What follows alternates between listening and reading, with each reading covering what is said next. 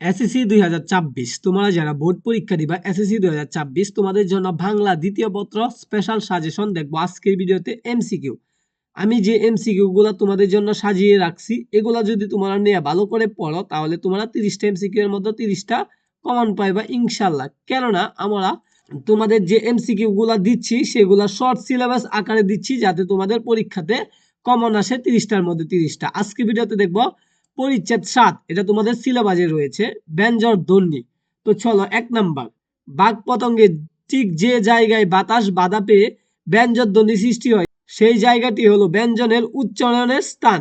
এরপরে দন্ত ব্যঞ্জন ধ্বনির মুখ্য বাঘ পতঙ্গ কোনটি? এটা হলো জীবের ডগা।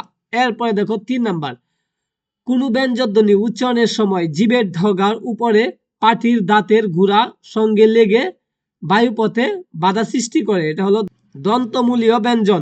এরপরে 4 নাম্বার, তালব্য ব্যঞ্জন ধ্বনির উদাহরণ আছে কোন শব্দে? শশা শব্দে। তারপরে পার্শ্বিক ব্যঞ্জন ধ্বনির উদাহরণ ল। এরপরে কোনটি তাড়িৎ ব্যঞ্জনের উদাহরণ? দৈশির।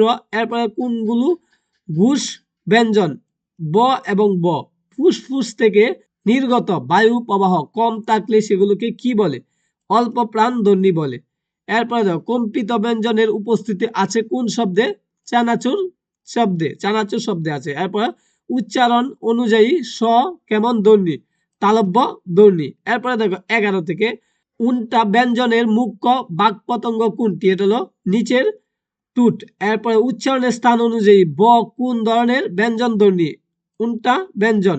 এরপরে দেখবো 13 নাম্বারটা, জীবের ডগা উপরে পাটির দাঁতে লেগে কোন ব্যঞ্জন ধ্বনি উৎপন্ন হয়? এটার উত্তর হবে ত, থ, ধ, ধ। এরপরে জীবের ডগা উপরে পাটির দাঁতের গুড়ার সাথে লেগে কোন ব্যঞ্জন ধ্বনি উৎপন্ন হয়? এটা হলো দন্ত মূলীয় ব্যঞ্জন।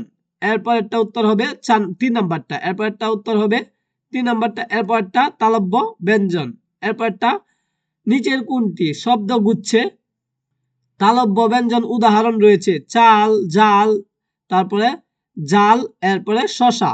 এরপরে দেখো 20 নাম্বারটা, কণ্ঠধ্বনি জীবের পেছনের অংশ নরম তালুর সাথে বায়ুপথের বাধা সৃষ্টি করে কি ধরনের উৎপন্ন হয়? এটা হলো কণ্ঠধ্বনি উৎপন্ন হয়। এরপরটাও কণ্ঠধ্বনি।